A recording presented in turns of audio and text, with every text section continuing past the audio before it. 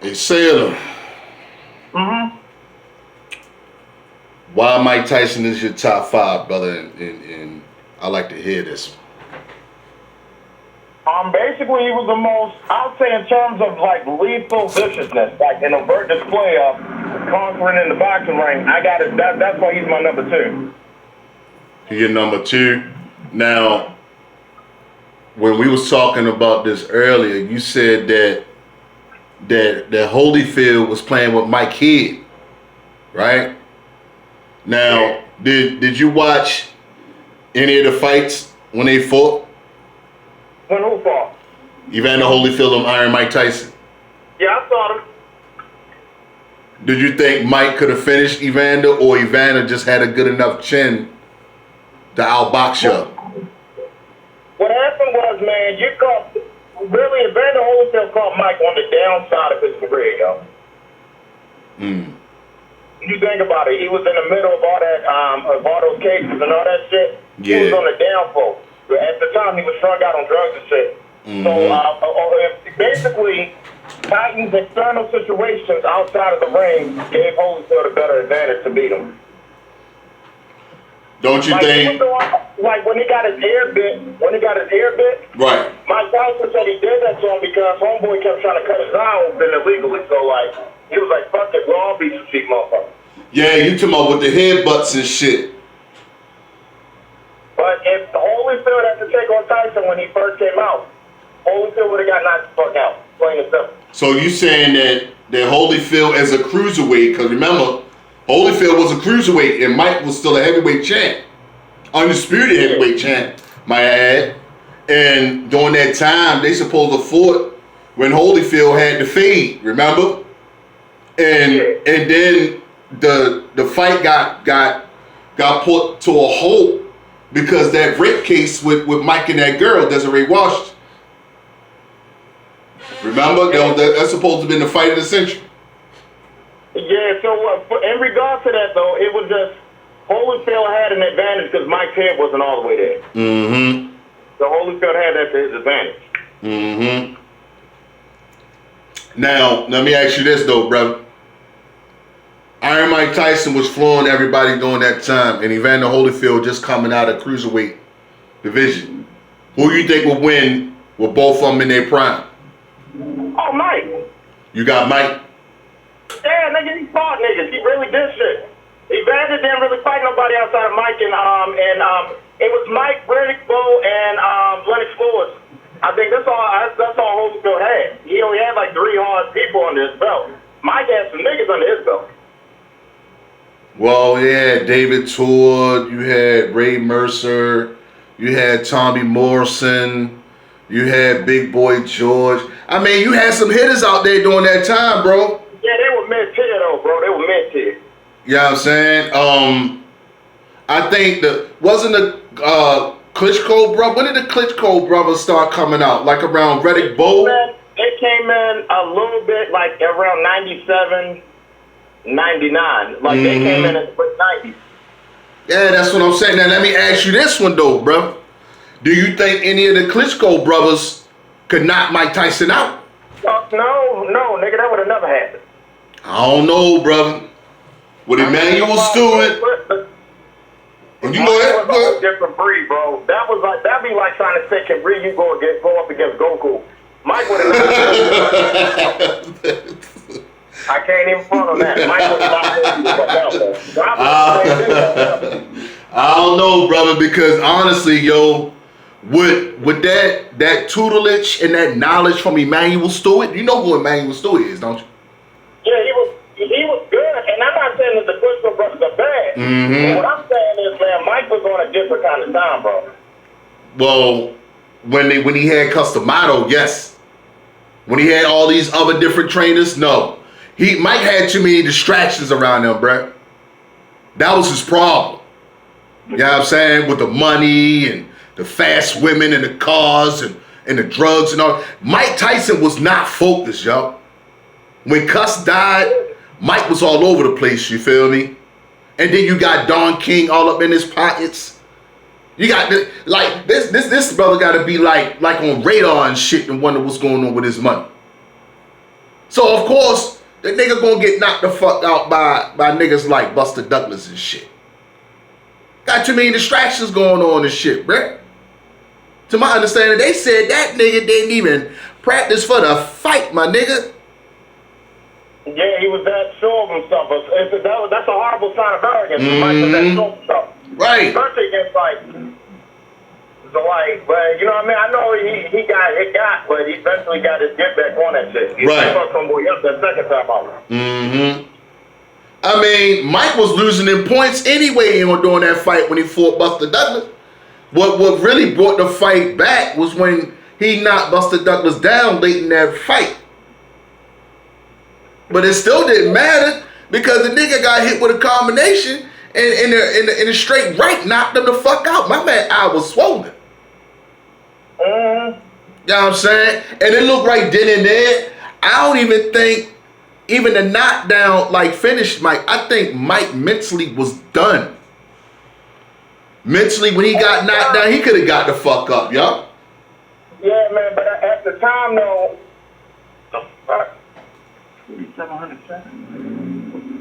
at the time, he was, at the time, he basically, at the time, Mike had so much shit going on. Mm-hmm. With his personal life, he couldn't really focus on. That was Mike's biggest problem. The one person he couldn't really beat until recently, was the demons he had. He was dealing with a lot of shit. Mm-hmm. He was dealing with Don King, sex, drugs, rock and roll, and Don King all at the same damn time, yo. Let me ask you this question, brother. What rival you think brought the best out of Mike? What's rivalry? Me, I wasn't really sold on Lennox Lewis. I would have to take the Holyfield series because it wasn't really. Just like that. I hear you, bro. He never had a rival, to be honest. He never had no one who could go toe to toe with him. Remember this fight, brother? I got one for you since you say you ain't got no rivals like that. What about this one? Donovan Razor Ruddock. Yeah, Ruddock got knocked the fuck out too, if I remember. Hell yeah, but Razor Ruddock might got fucked up, but Razor Ruddock had heart, and he had a solid left uppercut and a hook that will knock you the fuck out. And he was a southpaw. He had that, but bro, I ain't going front, man. It ended all the same with Mike. You're right. You're absolutely right, brother. You're right. And I think it was talent of all these other guys. It's just Mike. You always going to get that exceptional talent in every generation. Mike was the exceptional talent in his generation. Mm-hmm. Mike was just a different cut. He was a cut from a far different quality. And shit, he was a vicious guy, man. I ain't gonna lie to you. Mm-hmm. The only one who I could see, giving Mike a thorough answer would have been Ali. But I ain't gonna lie to you, we would have ate Ali the time. Who would have gave Mike a run for his money? Only one that would have gave him any sort of help would have been Ali. That would have been the only nigga. Oh, man. Muhammad Ali or Cassius Clay, brother. Mike would have fucked up George Foreman, Frazier. He would have knocked out Ali's people. Now, when you mention Muhammad Ali, right? Which Muhammad Ali are you talking about? Are you talking about Cassius Clay? Or are you talking about Malcolm X version of Muhammad Ali? Muhammad Ali when he converted to the Nation of Islam. You like him? Yeah, he would have. I don't find Cassius Clay didn't really get it. Muhammad Ali, that man was on that level of enlightenment for Muhammad Ali when he first became a Muslim. That nigga was on a mission. So he was fighting different. Everything about him was different. The way he moved, the way he did shit. Mm-hmm. That right there would have beat my chest. I ain't gonna front. I think. I forgot. Something that Mike couldn't do that Ali did do the Phantom Punch, bro.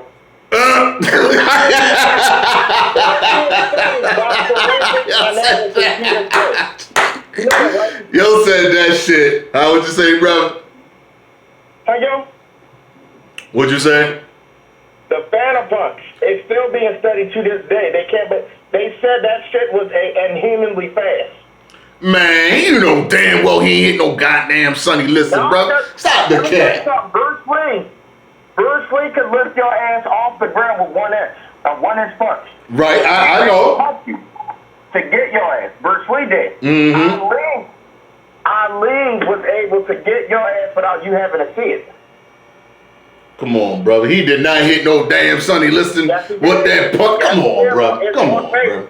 That shit on tape. Come on, brother. Come on, man. Stop the cat. I seen the tape like way back then. And matter of fact, just for you, brother, I'ma look at the footage again just for you. And you know what I'm gonna do? We're gonna have this conversation again, and I'm gonna bring that shit back.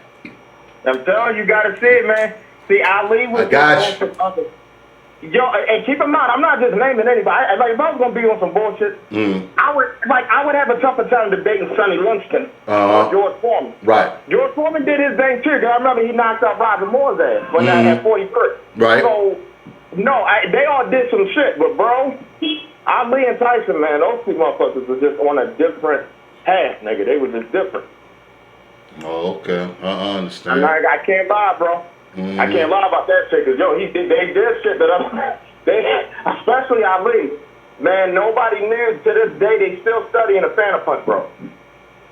Shit. Swing a motherfucking punch and a nigga can act like he a wrestler, my nigga. That's a wrestling move, my nigga.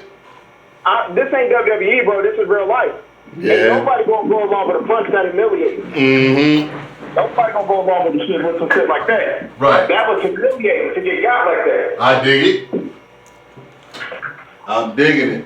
So, who was your top 3 there? It's Ali, Tyson, and Ray Leonard. All right, brother. I want to hear this one. Why would you say the darling of boxing is your top 3? Because I ain't gonna front now. We getting into some good shit right here. I want to hear this one, brother. Ray Leonard.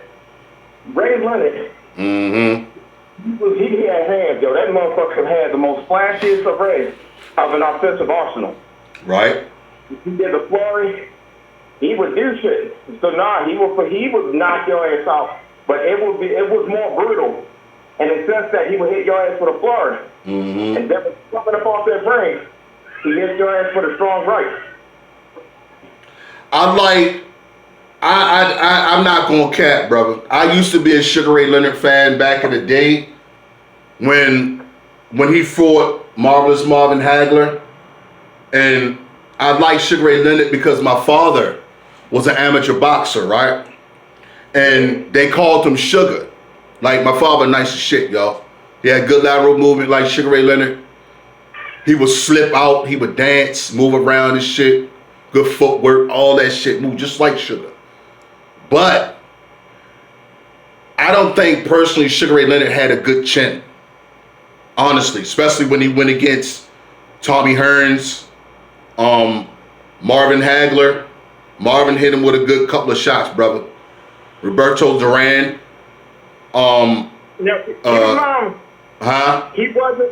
wasn't the kind of guy. He didn't really have it like Ali or Tyson to get you the first time out. Right. He had to get you the second or third time. He couldn't get you the first time out 9 times out of 10. I think the only people he beat first time out was like Floyd Mayweather's daddy and shit. Yeah. But he was just on a different. Basically, he needed more time in preparation. He couldn't just up and knock you out in the first match, as evidenced by Tommy the Hitman Hearns, Roberto Duran, all of them. He had to be on some. He was the embodiment of a get back nigga. Like, I ain't gonna get you this time. That second time, I'm gonna tear your ass up. Well, I definitely was disappointed when I finally decided to have faith in Ray Leonard when he won the light heavyweight championship from that dude Danny Lalonde. Yeah. He went against, I don't know if you remember this, brother. He went against a dude named Terrible Terry Norris. Yeah, I remember Terry Norris. Terry Norris embarrassed the shit out this man.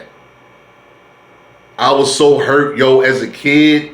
I was disappointed, yo. I was like, you let me down, dog. You know what I'm saying? And then I lost total respect out of that man. You can't win them all, but yo, like, you one of the greats. Yeah, your career was short because of your eye injuries, but nigga, you stepped up and weight like hella times, like 2-3 times. Like, you can't beat this motherfucker. You know what I'm saying? But come to find out, Terrible Terry Norris, he's a motherfucking knockout artist, and he was motherfucking winning fights. But he didn't knock. I don't think if I remember, he ain't knocked Ray out though. He ain't knocked him out, but he knocked that motherfucker down a few times. Yeah, he won by unanimous decision. Hell yeah, he embarrassed the shit out of Ray. Ray was talking about he was gonna hang that shit up. You know what I'm saying? Felt as though his time was done. And I was like, damn, that's fucked up. Now I gotta find another fighter that I like watching. And that's when I started fucking with Roy Jones.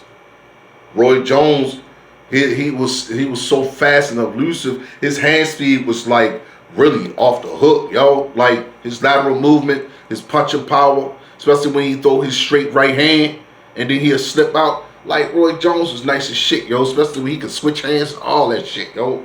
That nigga was nice as shit when he was a middleweight. Light heavyweight, he was the man. He lost a fight against Montel Griffin, but Montel Griffin did get that nigga problems. But motherfucking Roy Jones hit that nigga with a uppercut. And I think it was an uppercut and a hook, and he was disqualified. That's how he lost the title. But when he went up in heavyweight, you know what I'm saying, he should have stayed there. At 193, when he won that title against John Ruiz, that nigga should have stayed there, man. That's when his career started going down to the gutter. Going up and down in weight, yo. You should never do that goofy shit, man. My father, that's one thing my father always taught me when he was boxing, dog.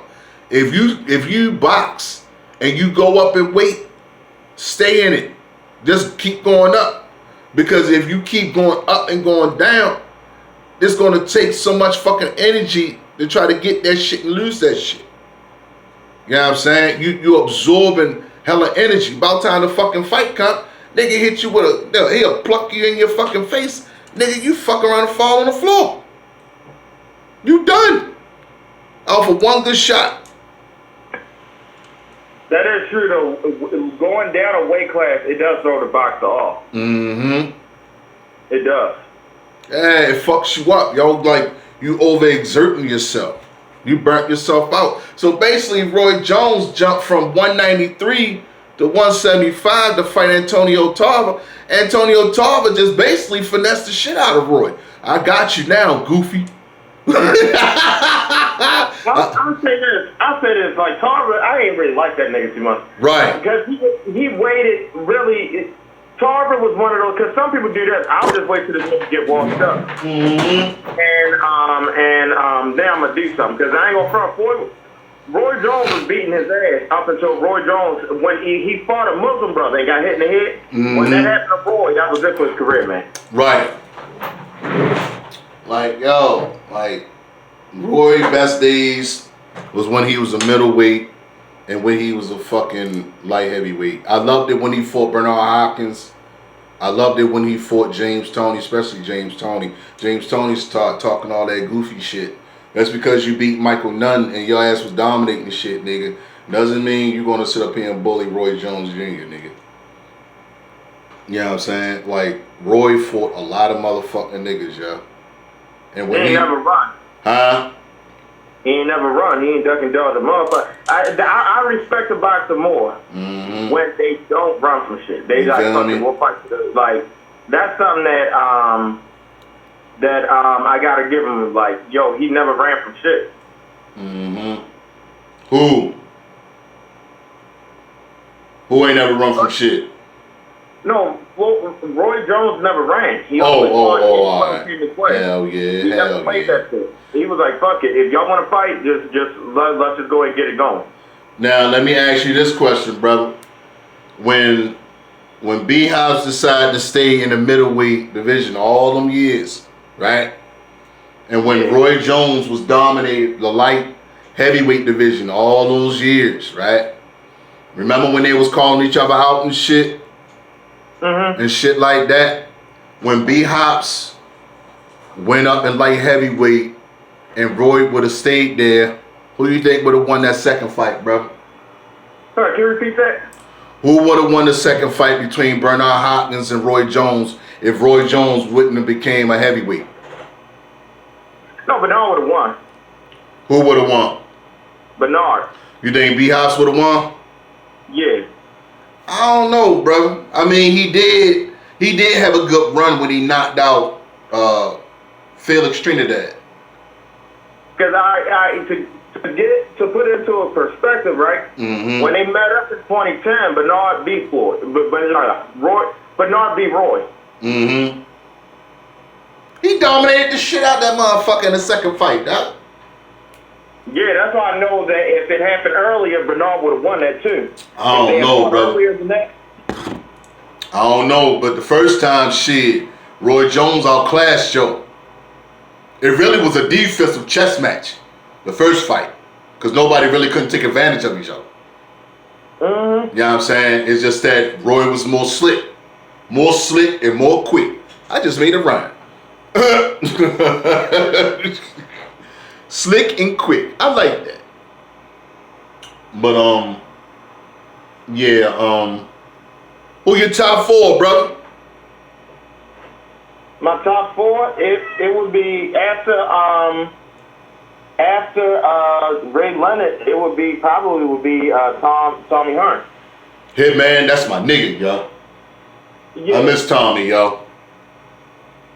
Tommy was the most, I think he was the most underachieved boxer in boxing. Because I'm gonna tell you why I think he was underachieved. Because by him being so tall, he was in the wrong division from the start, bro. You know what I'm saying? Tommy was like, what? 6'1", 6'2"? Why is you 6'1", 6'2" at 147 pounds, my nigga? Why? Why are you in the welterweight division, my nigga? Why? When he fought Sugar Ray Leonard, the first fight, Tommy Hearns was beating the shit out of your boy, dog. You know that. No, that's because Tommy Hearns, I told you, I said, yo, the Titans of the 80s, it was Tommy Hearns, Hagler, Ray Leonard, Roberto Duran, and Homeboy. Well, I understand that. I understand that, but I'm just saying during that first fight, Tommy was beating Sugar Ray Leonard's ass. No, he did. But remember I told you, I said Ray Leonard was never one to get the first W outright. That's why people got mad at him for not fighting Hagler when he beat him. But Ray had to do a comeback. Like shit, Roberto Duran, he fucked Ray Leonard up the first time out, but Ray got his ass the second time. Okay. But what do you think about when Tommy fought Marvin Hagler? I ain't going front. That was like a lamb to the slaughter, man, because he hit his ass. He broke his hand. Hell yeah. Starting to take Hagler down with the overhand right. Nobody knows. Hearns' overhand right, that was like his finishing move. Like, if basically, that was to him what the Stone Cold Stunner and Sweet Some Music is to Stone Cold and Shawn Michaels. So when he was hitting Hagler with that shit like crazy, unfortunately, it wasn't enough because Hagler was just, man, they said his head and his neck muscles were strong as fuck. The stronger your neck muscles, the harder it is for you to get knocked out. Hell yeah. So Hagler just ate that shit and just kept going. Boy, I don't know if that nigga jaw was made of bricks, but Tommy rocked the shit out of him, my nigga. He fucked him up to the point that he broke your shit. And he said, Emmanuel Stewart said that, like, man, I broke my hand. And Emmanuel was like, you what? I broke my hand. He was like, all right, just box him. Just box him and stay outside. The complete opposite in round two, my nigga. Complete opposite. Yeah, he panicked. Like, yo. Imagine, like, yo, you done hit this motherfucker with your finishing move. And all it happened, yo, you broke your own shit up. Marvin State, Tommy couldn't even. Tommy was boxing this man the second round. But when he kept throwing that straight right, you shouldn't have did that. Only thing you did, you just changed the narrative for Marvin. Because now Marvin is not going to box you. He's going to brawl you. And that's when you start seeing all that shit in the fucking ring, and the fans love that shit. Mm-hmm. That is I would assume that was like 9 to maybe 10 minutes in that fight. I think that was one of the greatest brawls that you will ever find in any era, my nigga. In any era. I don't give a fuck. You bring that shit back with motherfucking Jack Johnson was fighting. You know what I'm saying? You're not gonna find nothing with two competitors at their peak of their careers killing each other like that in that fight. Classic, y'all. Nah, that's what I was saying. I told people, I said, yo, the 80s, like, boxing, yo, that was like the creamiest freak of the crop. Like, that right there was the best. Mm-hmm. Hell yeah, I can agree, brother. And you said number 5 was Marvin Hagler? Number 5, it would have to be, it's either him or Roy Jones for number 5. Because Hagler did his thing too, man. It's my man. He retired too early, yo. He retired with a broken heart, my nigga. It's because there was nobody. And see, the marketplace of boxing around that time Hagler retired, there was not much left. Mm-hmm. That's when the recession and shit started. Like, that's when it started receding. The importance of boxing and shit. Because because at that time, when Mike came on the scene, he took the focus of boxing and put it on him. Mm-hmm. So you wasn't really concerned with the others. You was like, yo, what Mike is up to? Because Michael put on the show. He was like a gladiator. Mm-hmm. He really was. Right. But, I mean, me personally, he still think to this day, even when he died, y'all, that he beat Sugar Ray Leonard. You know what I'm saying? I'm not gonna lie to you, man. It's to each his own in my book, because a lot of people, man, and I ain't gonna lie to you, man. Ray got his ass. He did his thing up in a few rounds, but Ray was doing the 60 seconds left, and he really laid into Hagler with a lot of flurries and shit. Mm-hmm. If Hagler knocked him down twice or got 1 KO, he would have won. But Ray put on a greater display of an offensive arsenal. He was hitting this nigga with flurries, then he did the wind-up stock to the ball. I mean, he really got in Hagler's ass that night. Mm-hmm. That, to me, I think that was the best performance Ray Leonard ever put up. Because keep in mind, they said that, yo, if you can't take any more blows to your head, you're going to be blind and shit. Mm-hmm. So he went in there. Ray Leonard went into that fight under the risk of being blind and did his thing, man. Yeah, that's why he retired. Yeah. Mm-hmm. I remember. Now, you know what's funny, brother? You know what's funny with the conversation that we have right now? Yeah. We haven't mentioned anything about this man. And this man was the pound for pound of boxing. Ray Robinson, my nigga. Ray Robinson. He's a legend too, man. He's a legend. Like, he paved the way. He paved the way for Ali. Like, he was like the prototype of Ali. Mm-hmm. And I'm not saying, like, that's why I will say, if I had to do a greatest of all time, it'll be in no particular order, because boxing created a lot of legends. It did. Mm-hmm. Right. I think Ray Robinson really didn't get a fair shake in the whole ordeal of this shit they call racism. They really didn't give him a chance. But he didn't get praised like Muhammad Ali. But he was around when everything was being, segregated and all that extra shit. But he was kicking ass. And I seen a few of the fights when he fought Jake LaMotta. Like, yo, that boy Jake LaMotta, man, he can sure take an ass whipping, bro. I just fought that fool last night on Fight Night Champion, right? By the way, check that out on Twitch. Oh yeah, y'all, I do game. So check out my Twitch channel. You know what I mean? Check out my other channel. It's Smokey Black 19750. Check that out. And I also have another YouTube page. It's called Kareem Thomas. I be doing gaming and stuff like that. I be doing, you know, features with Mrs. Smokey Black 81, as well as Street Runner Star 24. You feel me? Check out the panel and check out the load ups that I send. Hit the subscribe and the like button. But yeah, brother, nobody will never talk about Sugar Ray Robinson. You know what I'm saying? He paved the wave for this shit. Like Joe Louis, we never mentioned anything about Joe Louis. You know what I'm saying? It paved the way during the struggle. What about Jack Johnson?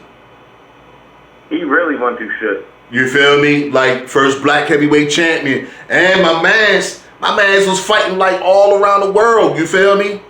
They even said that like check this out. Check out his autobiography. They said my man fought Jack Johnson. Not Jack Johnson. Jack Dempsey. My bad. They say he fought Jack Dempsey on a low, like an underground type of fight. Yeah. You know what I'm saying? And to my understanding, Jack Johnson got knocked out by Jack Dempsey and shit back in the day. You know what I'm saying? Like, yo, they gotta start giving brothers more credit, yo. Like, we some fighting motherfuckers, man. Now I'll say in terms of like those guys, man, they more than legends. Mm-hmm. Because you think about it, they did the shit at the height of racism and Jim Crow and all that. They did it right there. Right. But there's a couple of other hitters out there, but it's not the ones that really recognize in my eye. The only one that really caught my eye now that I see is Gervonta Davis, my man Errol Spence, Floyd Mayweather. I'm sorry.